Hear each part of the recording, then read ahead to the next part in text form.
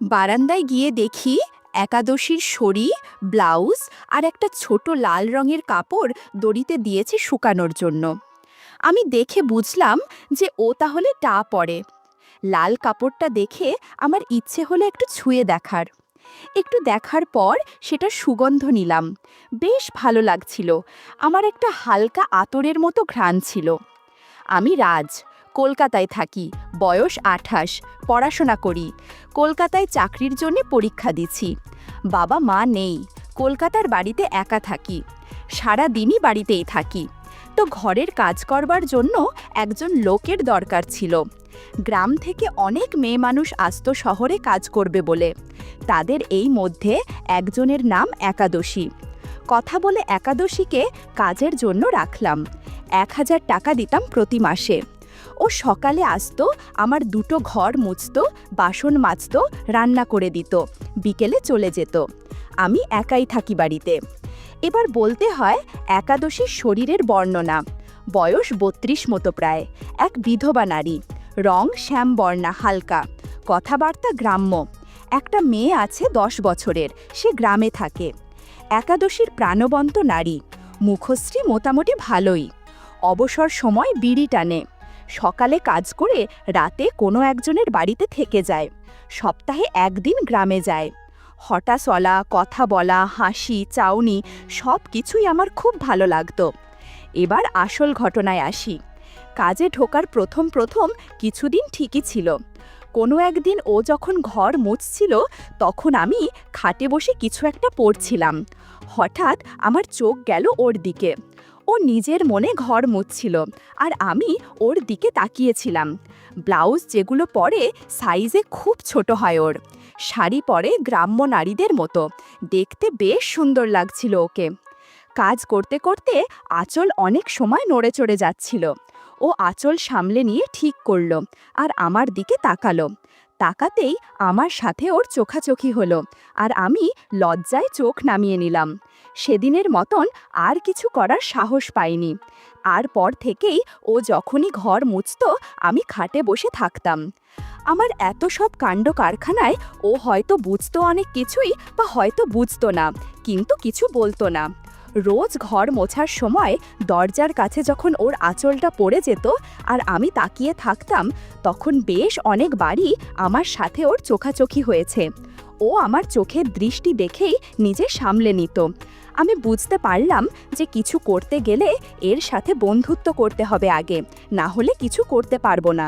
তাই কথা বলা শুরু করলাম পার্সোনাল বিষয় নিয়ে, ওর গ্রাম, পরিবার, আমার সব কিছু এইসব নিয়ে। এইভাবে কিছুদিনে আমরা খুব ভালো বন্ধুও হয়ে উঠলাম। বয়সে বড় হলেও আমি ওকে তুই বলেই ডাকতাম। ও নিজের অনেক বিষয় আমায় বলতে লাগলো, ওর দুঃখের কথা, কষ্টের কথা। এই করে করে আমাদের সম্পর্কটা খুব গভীর হলো। আমরা সিনেমা দেখতাম, মাঝে মাঝে খেতাম ও একসাথে। অনেক জামা কাপড় কিনে দিতাম, না হলে আমি কি দেখব। একদিন ও রান্না করছিল। আমি কি রান্না করছিস বলে ওর কাঁধ ধরে সরালাম ওকে। তারপর কিছু একটা নেওয়ার বাহানায় ওর হাত ধরে ওকে সরালাম সামনে থেকে। ও কিছু বলল না, ওর অসুবিধাও হলো না কোনো। বুঝলাম ও মনের দিক দিয়ে অনেকটাই কাছে এসে গেছে। এরকমই হালকা দুষ্টু মিষ্টি প্রেম চলতে থাকলো। এখন ঘর মোছার সময় ও মাঝে মাঝেই আমার দিকে তাকায়, আর আমি তো সব সময় তাকিয়ে থাকি। চোখে চোখ পড়লেও আমি চোখ নামিয়ে নি না, সাহস করে তাকিয়েই থাকি। ও কিছু বলে না, আবার নিজের কাজ করতে থাকে। একদিন ও বারান্দায় দাঁড়িয়ে কিছু ভাবছিল। আমি পিছন থেকে গিয়ে জিজ্ঞাসা করলাম, কিরে, কি ভাবছিস? ও উত্তর দিল, কিছু না তো, এমনি। আমি এবার সাহস করে ওর হাতটা ধরলাম আর জিজ্ঞাসা করলাম, তুই আবার বিয়ে করলি না কেন? উত্তরে ও হেসে বলল, কি যে বলো, আমাদের গ্রামে কি দুবার বিয়ে হয় কি? আমি এমনিই ভালো আছি, কেন বলো তো? আমি হেসে বললাম, তুই কত ভালো আছিস সে তো দেখতেই পাচ্ছিস, সারা দিন খেটে মরছিস। একটা ভালো সঙ্গী পেলে তোর ভালো হতো, যে তোর খেয়াল রাখতো আর তুই শুধু তার খেয়াল রাখতি। এই শুনে ও একটু লজ্জা পেল আর বলল, সে হয়তো হতো, কিন্তু লোকজন কি ছেড়ে কথা বলতো নাকি? আর এরকম ভালো মানুষ পাবা কথায় বলো। আমি বললাম, দেখ, আমি তোকে একটা কথা বলতে চাই। ও বলল, কি? আমি বললাম, দেখ তুই আর আমি তোকে খুব ভালো বন্ধু, আর সত্যি কথা বলতে আমার তোকে খুব ভালোও লাগে, তাই তুই চাইলে আমি তোকে সাহায্য করতে রাজি আছি। ও আমার দিকে তাকাল। বললাম, ভয় পাস না, আগে শোন পুরোটা। তুই তো 3বারই কাজ করিস, তা না করে আমার বাড়িতেই শুধু কাজ কর, সারাদিন থাক, রাতেও থেকে যা আমার বাড়িতে, আমার কোনো অসুবিধা নেই। এই পাড়ায় কারুর মাথা ব্যথা নেই যে তুই রাতে কোথায় থাকছিস সে নিয়ে ভাববে। তুই আমায় বিশ্বাস করতে পারিস, আমি তোকে 3000 টাকা দেব মাসে, আর তুই যখন খুশি গ্রামে যেতে পারিস। ও শুনে খুব হাসলো, তারপর বলল, আচ্ছা বুঝলাম, ভাবতে হবে। আমি বললাম, ভাবার কি আছে, তুই আজ রাতে থেকে যেতে পারিস, স্নান খাওয়া আমার কাছেই করবি, তুই তো আমার রান্না করিসই তো, এবার তোর আর আমার দুজনের রান্না করবি। ও বলল, হ্যাঁ সে তো বুঝলাম, কিন্তু রাতে থাকার ব্যাপারটা একটু ভাবি। আমি বললাম, এতে ভাবনার কি আছে, দেখ আমায় তো তুই চিনিস, আর আমরা তো খুব ভালো বন্ধুও, খুব এই কাছাকাছি এসে গেছি এই কয়দিনে আমরা। ও আমার চোখের দিকে তাকিয়ে হালকা হেসে বলল, তাই তো দেখছি। আরও 2-3 দিন পর আমি ওকে জিজ্ঞাসা করলাম যে ও কি ভেবেছে বিষয়টা নিয়ে। ও বলল, হ্যাঁ ভেবেছে, কিন্তু কিছু ঠিক করতে পারছে না। আমি বললাম, আর ভাবতে হবে না, আজ থেকেই থেকে যা রাত্রে, কাল থেকে আর কারুর বাড়ি যেতে হবে না, তুই আমার বাড়িতেই সারাক্ষণ থাকবি। ও মুচকি হেসে বলল, তোমার তো দেখছি আমায় ছাড়া আর চলছেই না, বিয়ে করে নেবে মনে হচ্ছে আমায়। আমি বললাম, হ্যাঁ তুই চাইলে তোকে বউও ভেবে নিতে পারি। ও আমার এই কথা শুনে বলল, থাক বাবা, আমায় আর বউ ভেবে কাজ নেই তোমার, এমনিই ঠিক আছে। আচ্ছা আজ থেকেই আমি তোমার কাছে ঠেকে গেলাম, খুশি এবার? আমি বললাম, আর ভয় পাওয়ার কি আছে তোর, বাঘ না কি যে তোকে খাবো? ও শুনে হাসতে হাসতে বলল, না ছিঁড়ে খাওয়ার দরকার হবে না, এমনি খেলেও তেমন ভালো খেতে নই আমি। ওর এই কথাটা আমার বুঝতে দেরি হলো না, সেই দিন রাত থেকেই একাদশী আমার বাড়িতেই থাকছে। রাতে আমি ওকে অন্য ঘরের খাটে ঘুমোতে বললাম, ও রাজি হলো। এইভাবেই আরও 2-3 দিন কাটলো। আমি জানি আমার প্রেমটা কেবলই শারীরিক চাহিদা হয়তো শুধু, তবুও একটা খুব ভালো লাগাও কাজ করছে, তাই নিজেকে বুঝিয়ে নিয়েছি যে যেটা হচ্ছে সেটা ভালোই। তবে আমি ওকে সাহায্যও করব, কিন্তু তার বিনিময়ে আমারও কিছু চাই। ওর কাপড় জামা বলতে 3টে শাড়ি, 2টো ব্লাউজ, 2টো সায়া, একটার বদলে আর একটা পরে, গ্রামে গেলে পাল্টা আসে। অন্য কিছু কটা আছে জানি না, বুঝিনি, বা আদেও আছে কিনা জানি না, হয়তো নেয় কিছু পরেই না।